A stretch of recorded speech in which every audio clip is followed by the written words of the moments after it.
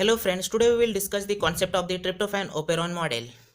Last video में हमने lag operon model देखा था। लैग ओपेरॉन मॉडल जो है वो कैटाबोलिक पाथवे है, लेकिन ट्रिप्टोफैन ओपेरॉन मॉडल ये एक एनाबोलिक पाथवे है। कैटाबोलिक पाथवे मीन्स हमने ग्लूकोज का ब्रेकडाउन किया था, लेकिन ट्रिप्टोफैन ओपेरॉन मॉडल में हम जो अमाइनो एसिड है ट्रिप्टोफैन, उस अमाइनो एसिड का फॉर्मेशन कैसे होता है वो देखने वाले हैं। तो अभी हम डायरेक्ट ट्रिप्टोफैन ओपेरॉन का स्ट्रक्चर और उसका मैकेनिज्म देखेंगे। तो ये रहा हमारा ट्रिप्टोफैन का जो स्ट्रक्चर। इसका फंक्शन क्या है? To biosynthesis of the amino acid tryptophan. Tryptophan amino acid का बायोसिंथेसिस करना इस ट्रिप्टोफैन ओपेरॉन मॉडल का फंक्शन है। तो लैग ओपेरॉन मॉडल का फंक्शन क्या था? लैक्टोज को सेल के अंदर लेगा, उसका ब्रेकडाउन करके ग्लूकोज गैलेक्टोज बनाने का काम करता था। इसमें क्या है? Biosynthesis of the tryptophan amino acid. तो इसमें यहाँ से यहाँ तक ट्रिप्टोफैन ओपेरॉन का ये स्ट्रक्चर है। सबसे पहले यहाँ पे प्रोमोटर है, जहाँ पे आरएनए पॉलीमरेज आके बाइंड करता है। फिर उसके बाद है ऑपरेटर। तो इसमें देखिए प्रोमोटर के अंदर ही ऑपरेटर है। प्रोमोटर कितने 50 न्यूक्लियोटाइड लॉन्ग है, और उसमें से जो 40 न्यूक्लियोटाइड है ना, वो ऑपरेटर ने जगह ले लिया इसमें।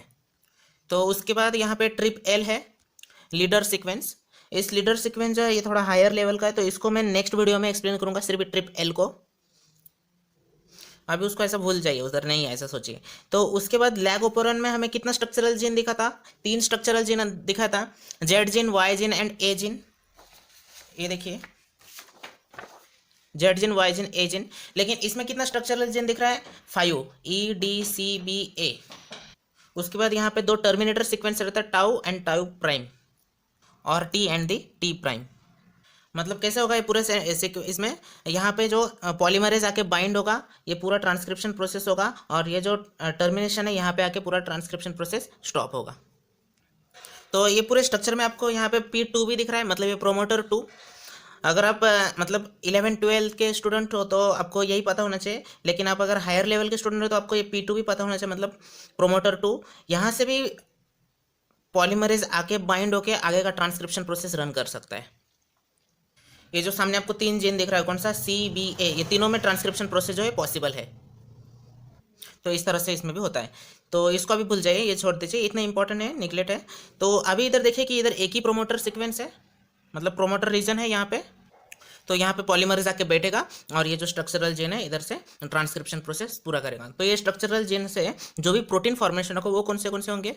तो ट्रांसक्रिप्शन होने के बाद इसका जो प्रोटीन प्रोडक्ट है वो कौन सा रहेगा? इसका एप्सिलॉन पॉलीपेप्टाइड चेन। डी का क्या रहेगा? मतलब ये जो प्रोटीन सीक्वेंस है उसका प्रोटीन जो फॉर्मेशन होगा उसका क्या रहेगा? Delta polypeptide chain.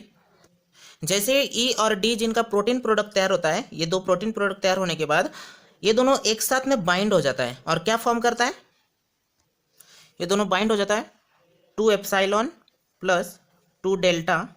ये दोनों बाइंड होने के वजह से एक एंजाइम फॉर्म करता है, एंथ्रानाइलेट सिंथेसिस। तो सिंथेटेज, तो एंथ्रानाइलेट सिंथेटेज कहाँ से आया? ये 2 ई इसमें से जो भी ई जीन में से जो भी प्रोटीन फॉर्मेशन हुआ, डी जीन में से जो भी प्रोटीन फॉर्मेशन हुआ, ये दोनों का बाइंड होने की वजह से 2 एप्सिलॉन, उसके बाद 2 डेल्टा, फिर उसके बाद ये दोनों का जो एडिशन होने के बाद, मतलब बाइंड होने के बाद क्या फॉर्मेशन हुआ? एंथ्रानाइलेट सिंथेटेज। ये एंजाइम का फॉर्म हुआ। उसके बाद यहाँ पे जो सी जीन है, ये सी जीन में से क्या कौन सा प्रोटीन फॉर्मेशन होता है? INGP सिंथेटेज, मतलब इंडोल ग्लिसरॉल फॉस्फेट सिंथेटेज। मतलब इसमें से जो भी प्रोटीन फॉर्मेशन होता है ये सी जीन में से, वो जो प्रोटीन रहता है वो एंजाइम के ही फॉर्म में रहता है। उसके बाद अब ये बी जीन में कौन सा है? तो बी जीन में से जो भी प्रोटीन सिंथेसिस होता है उसका क्या नाम है? Beta polypeptide chain. और लास्ट में जो ए जीन का जो भी प्रोटीन प्रोडक्ट है, मतलब जो भी फॉर्मेशन है, उसको बोलते हैं अल्फा पॉलीपेप्टाइड चेन। फिर ये दोनों भी एक साथ बाइंड होके, मतलब 2 बीटा प्लस 2 अल्फा, ये दोनों का बाइंड होके एक एंजाइम फॉर्म कर देता है, उसको बोलते हैं ट्रिप्टोफैन सिंथेटेज। यहाँ तक समझ में आया? तो मैंने पहले ही बताया था ट्रिप्टोफैन ओपेरॉन मॉडल की वजह से ट्रिप्टोफैन जो अमीनो एसिड है वो बायोसिंथेसिस होता है, मतलब उसका सिंथेसिस होता है। तो फिर वो कैसे होता है तो हम देखेंगे। तो ट्रिप्टोफैन का जो प्रिकर्सर मॉलिक्यूल है वो कौन सा है? कोरिजमेट। कोरिजमेट। तो ये कोरिजमेट कहाँ से आया? जब हम सिकिमिक एसिड पाथवे देखेंगे, सेकेंडरी मेटाबोलाइट्स में जो सिकिमिक एसिड पाथवे है उसमें कोरिजमेट रहता है, तो उस टाइम मैं उसको बता दूंगा आपको। तो इसको हमेशा याद रखिए, ये जो कोरिजमेट है ये क्या है, ट्रिप्टोफैन का प्रिकर्सर मॉलिक्यूल है। तो इसमें हम स्टेप देखेंगे किस तरह से ट्रिप्टोफैन जो है वो अमीनो एसिड सिंथेसिस होता है। तो कोरिजमेट से क्या बनता है, एंथ्रानाइलेट। तो जो एंथ्रानाइलेट से क्या बनता है, P R A phospho ribosyl anthranilate, फिर P R A phospho ribosyl anthranilate से बनता है C D R P carboxyl phenyl amino deoxy ribulose phosphate. फिर ये जो सी डी आर पी है उससे क्या बनता है, I N G P means indole glycerol phosphate. और finally I N G P के बाद क्या बनता है, ट्रिप्टोफैन अमाइनो एसिड।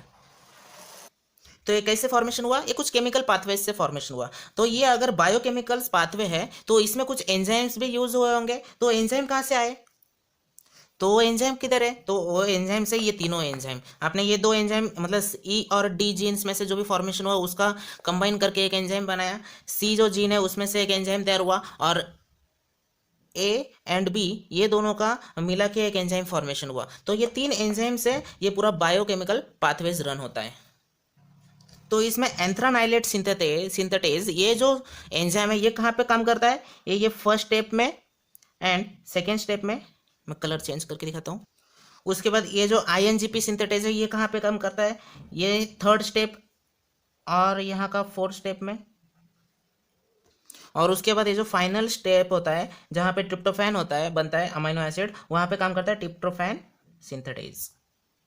तो इस तरह से बायोसिंथेटिक पाथवे पूरा रन होता है। तो आपने देखा होगा स्ट्रक्चरल जीन कितना है, 5 स्ट्रक्चरल जीन है, उसमें से प्रोटीन प्रोडक्ट कितना बनता है, 3 प्रोटीन प्रोडक्ट बनता है। कैसे, ये दोनों का कंबाइन होके, ये सिंगल इसका और ये दोनों का कंबाइन होके किस तरह से 2-2 प्रोटीन प्रोडक्ट से एक एक एंजाइम सिंथेटाइज हुआ, मतलब एक एक एंजाइम का फॉर्मेशन हुआ। और वो एंजाइम इस कोरिजमेट जो प्रिकर्सर है, इस प्रिकर्सर के वजह से ये जो ट्रिप्टोफैन जो अमीनो एसिड है इसका फॉर्मेशन हुआ। और आपने देखा किस तरह से जो एंजाइम्स है वो बायोसिंथेटिक पाथवे मतलब उस पाथवेज में कैसा यूज हुआ। तो आपने देखा किस तरह से ट्रिप्टोफैन मतलब क्या हुआ है, एनाबॉलिक पाथवे हुआ है। इसमें जो भी एंजाइम फॉर्मेशन हुआ है उससे हमने ट्रिप्टोफैन अमीनो एसिड का फॉर्मेशन किया। लेकिन हमने जो लास्ट वीडियो में जो कैटाबॉलिक लैक ओपेरॉन देखा था उसमें क्या होता था, कैटाबॉलिक पाथवे मतलब जो भी 3 जीन्स के वजह से जो भी एंजाइम या फिर जो भी प्रोटीन फॉर्मेशन हुआ उस प्रोटीन का वर्क क्या था, ब्रेक डाउन करना। मतलब जो भी लैक्टोज सेल के अंदर आ रहा है उस सेल को ब्रेक डाउन करके ग्लूकोज और गैलेक्टोज में उन लोग ब्रेक डाउन करते थे, इसलिए उसको क्या बोलते हैं, कैटाबॉलिक पाथवे, और इसको बोलते हैं एनाबॉलिक पाथवेज। तो यहाँ तक आपको पूरा समझ में आया। तो अभी नेक्स्ट पेज में मैं अभी सिर्फ इतना ही जो स्ट्रक्चर है ट्रिप्टोफैन ओपेरॉन का उतना ही स्ट्रक्चर निकालता हूँ, इसको रफ कर देंगे। तो इतना इरेज करते थे, तो इतना इरेज करने के लिए मेरे पास इरेजर भी नहीं है और टाइम भी नहीं है, तो इसलिए मैंने इसको पूरा ड्रॉ कर लिया है। तो अभी इसमें हम जो ये जो स्ट्रक्चर है ट्रिप्टोफैन का, इस स्ट्रक्चर के ऊपर थोड़ा सा फोकस करेंगे। तो आपको ट्रिप दिख रहा है, ट्रिप इधर क्या है, आर है मतलब रेगुलेटरी, ठीक है। तो ये जो स्ट्रक्चर दिख रहा है आपको, इधर मैंने कुछ डॉट डॉट किया है, तो उसको हम डायग्रामेटिकली देखेंगे। तो जैसे ये हमारा एक ई कोलाई का डीएनए है, इसमें आप देख सकते हैं ये जो मैंने रीजन बनाया है, तो ये क्या है, ट्रिप ओपेरॉन, ठीक है। मतलब ये जो स्ट्रक्चर है इसको मैंने ये लाइन से निकाला है, ठीक है। तो टीआरपी मतलब ट्रिप्टोफैन का जो भी जीन है वो कहाँ पे प्रेजेंट रहेगा, तो इस ट्रिप्टोफैन का जो भी स्ट्रक्चर है इसका जो रेगुलेटरी जीन जो आर जीन रहता है वो यहाँ पे बैठा रहता है, ये वगैरह हमारा आर जीन। तो इस आर जीन में से जो भी प्रोटीन फॉर्मेशन होता है ट्रांसक्रिप्शन ट्रांसलेशन के बाद, जो भी एमआरएनए फॉर्मेशन होता है, जो भी ट्रांसलेशन के बाद जो भी प्रोटीन फॉर्मेशन होता है, वो प्रोटीन फॉर्मेशन यहाँ पे आके बाइंड होता है। मतलब ऑपरेटर रीजन प्रोमोटर जो भी हम बोलते हैं वो यहाँ पे आके बाइंड होता है और ये रन करता है। तो ये जो स्पेस है इस स्पेस को हमने कैसे डॉट डॉट में दिखाया है। तो आपको इसमें पूरा समझ में आया किस तरह से हमने डॉट डॉट दिखाया है इस स्ट्रक्चर में, इसलिए उसको ठीक से कंटिन्यूअस लाइन नहीं बनाया है। तो ये जो रेगुलेटर जीन है इसका भी एक प्रोमोटर रहेगा।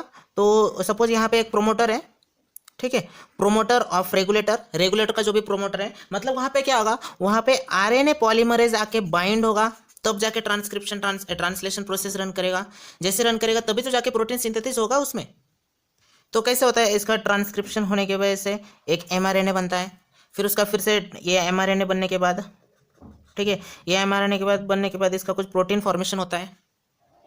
तो सेम ऐसे आपको फिर से थोड़ा सा लैकोपेरॉन के पास लेके चलता हूँ। लैकोपेरॉन का जो भी मॉडल है उसमें हमने देखा था जो भी रेगुलेटर है उसके वजह से ट्रांसक्रिप्शन होने की वजह से एमआरएनए फॉर्म हुआ। उस एमआरएनए जो है उससे प्रोटीन फॉर्मेशन, वो कौन सा प्रोटीन था? Refresher protein. तो ये जो है हमारा ट्रिप्टोफैन ओपेरॉन में, इसमें भी ट्रांसक्रिप्शन होने के बाद एमआरएनए फॉर्म हुआ। एमआरएनए के बाद ट्रांसलेशन के बाद कुछ प्रोटीन फॉर्मेशन हुआ। वो प्रोटीन का स्ट्रक्चर कुछ इस तरह से होगा, और उस प्रोटीन को कौन सा प्रोटीन बोला है? वो कौन सा प्रोटीन होगा? अपोरिप्रेशर प्रोटीन। लेकिन ये जो प्रोटीन प्रोडक्ट है ये कैसा है? अपोरिप्रेशर कैसा है प्रोटीन प्रोडक्ट? इनएक्टिव फॉर्म में है। आपको याद है जो भी हमने जो भी लास्ट वीडियो हमने जो कैट लैकोपेरॉन में देखा था, जो भी प्रोटीन फॉर्मेशन होता था रिप्रेशर प्रोटीन, वो जो प्रोटीन था वो कैसा था? वो एक्टिव फॉर्म में था, और वो एक्टिव फॉर्म में होने की वजह से वो डायरेक्ट क्या करता था? ऑपरेटर को जाके बाइंड होता था। ये देखिए इसमें जो प्रोटीन फॉर्मेशन हुआ है ये कैसा एक्टिव फॉर्म में हुआ था, रिप्रेशर प्रोटीन, और ये कैसा डायरेक्ट एक्टिव था और डायरेक्ट ऑपरेटर में जाके बाइंड होता था। लेकिन इसमें कैसा है, ये जो अपो रिप्रेशर जो है ये इनएक्टिव फॉर्म में है। तो एपो रिप्रेशर कब जाके एक्टिव होगा? जब इसके साथ को रिप्रेशर आके बाइंड होगा। तो को रिप्रेशर कौन सा है? को रिप्रेशर है ट्रिप्टोफैन।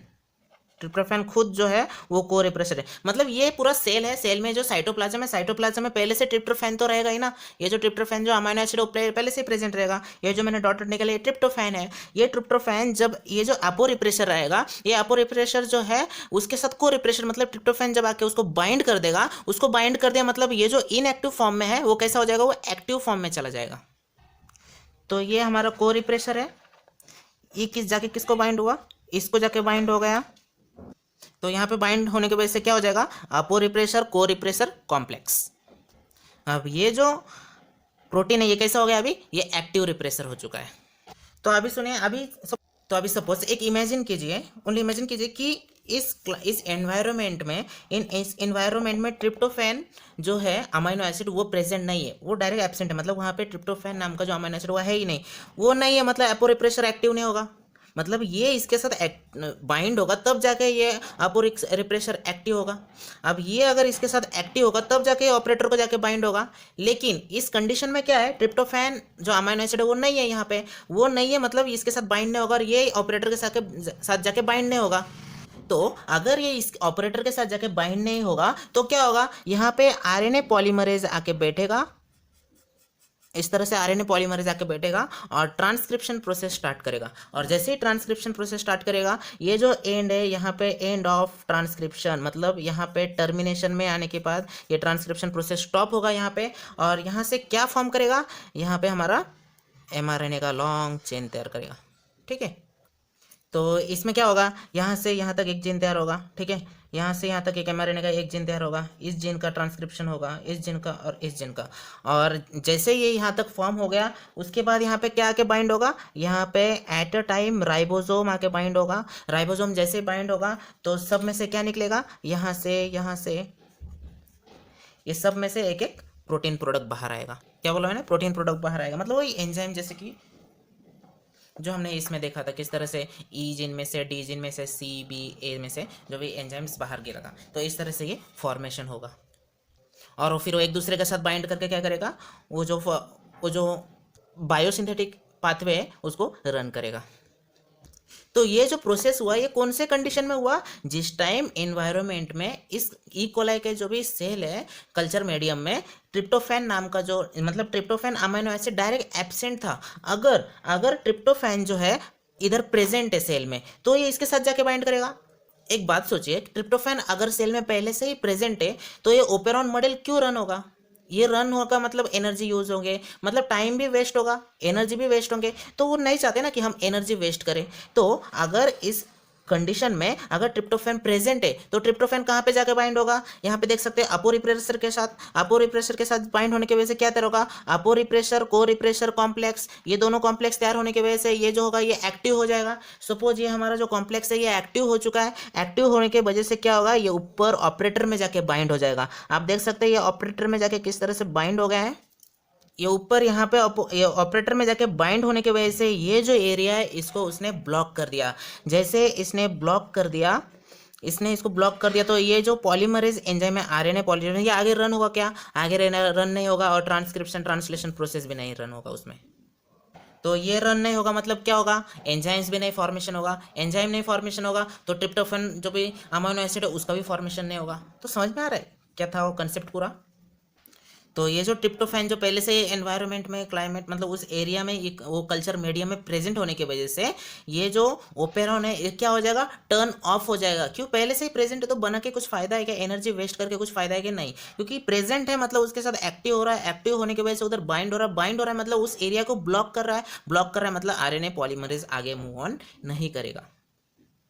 तो ये जो पूरा ट्रिप्टोफैन ओपेरॉन है ये किसके वजह से कंट्रोल हुआ, ये ट्रिप्टोफैन रेगुलेटर और ये ऑपरेटर के वजह से। मतलब ये अगर ट्रिप्टोफैन अगर फॉर्मेशन नहीं होगा मतलब कि ना इधर जो एमआरएनए जो भी प्रोटीन फॉर्मेशन ये हमेशा होता है प्रोटीन फॉर्मेशन, इसके साथ अगर ये बाइंड नहीं करेगा और इधर अगर बाइंड नहीं होगा तो ये रन होगा। अगर ये इसके साथ बाइंड होता है तो ये जो स्ट्रक्चर है ये जो ओपेरॉन मॉडल है ये यहाँ पे ही टर्न ऑफ हो जाएगा। तो किसके ऊपर डिपेंड किया है, ट्रिप्टोफैन रेगुलेटर के ऊपर और ऑपरेटर के ऊपर ये पूरा डिपेंड है। तो यहाँ तक आपको पूरा ट्रिप्टोफैन ओपेरॉन मॉडल समझ में आया। लेकिन आपको मैंने पहले ही बताया था स्टार्टिंग में ये जो पूरा स्ट्रक्चर है इसमें टीआरपी ट्रिप्टोफैन एल मतलब लीडरशिप जो ये जो सीक्वेंस है ये जो आपको दिख रहा है इसके बारे में बताना था। अब वो टाइम आ गया है तो ये बताने के हम उसके लिए नेक्स्ट लेक्चर देखेंगे। नेक्स्ट लेक्चर में हम जो ट्रिप्टोफैन एल है उसके बारे में देखेंगे, ये जो लीडरशिप, तो पार्ट 2 में देखेंगे आप। Thank you.